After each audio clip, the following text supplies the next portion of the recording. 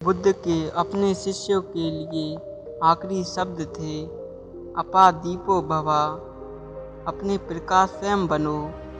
जब बुद्ध इस दुनिया से जा रहे थे तो स्वाभाविक रूप से हजारों शिष्य उनके चारों तरफ इकट्ठे हो गए।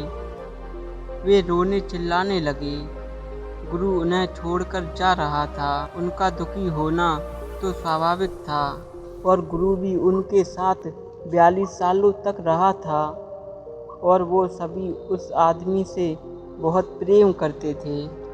वे उनकी आभा व उनके खिंचाव से प्रेम करते थे। वे उन सबसे सुंदर व्यक्तियों में से एक थे जो इस पृथ्वी पर चले हुए थे। वह न केवल आध्यात्मिक रूप से सुंदर थे बल्कि शारीरिक रूप से भी वह सभी पुरुषों में सबसे सुंदर थे। बुद्ध का बैठना, चलना, सोना, बुद्ध की बातें और उनकी मुस्कान सब अपने आप में बहुत ही अद्भुत और आकर्षक था।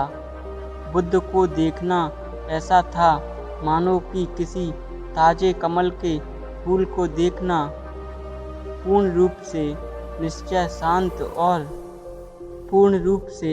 निश्चल, शांत और स्थिरता की मूर्ति। वे सभी लोग बुद्ध से अथाह प्रेम करते थे।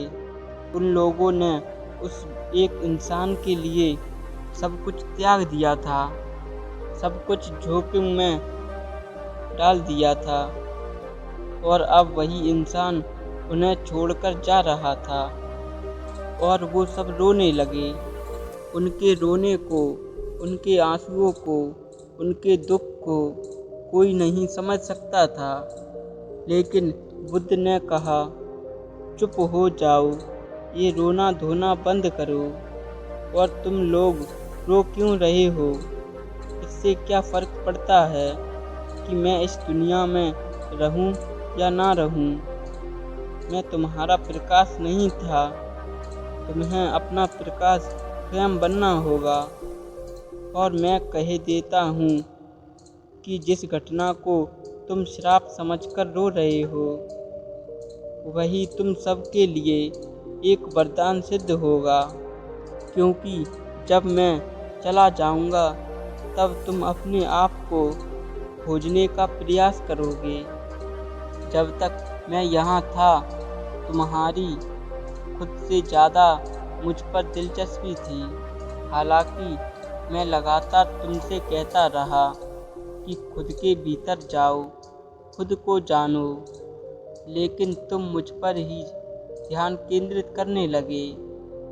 अब जब मैं यहाँ ना रहूँगा तो तुम खुद के भीतर जाने को बाध्य हो जाओगे। और ठीक ऐसा ही हुआ। बुद्ध के महापरिनिर्वाण के बाद बहुत से लोग बुद्धत्व को प्राप्त हुए।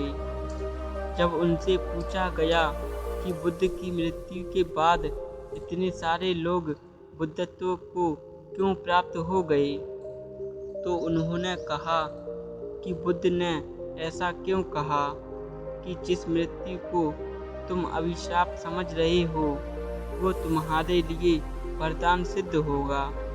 क्योंकि एक बार आपने बुद्ध को देखा होगा, वो जब चले गए तो बाहर देखने लायक कुछ नहीं था। इसलिए हमने अपनी आंखें बंद कर लीं। हमने बुद्ध के रूप में वह सब देख लिया जो देखने योग्य था।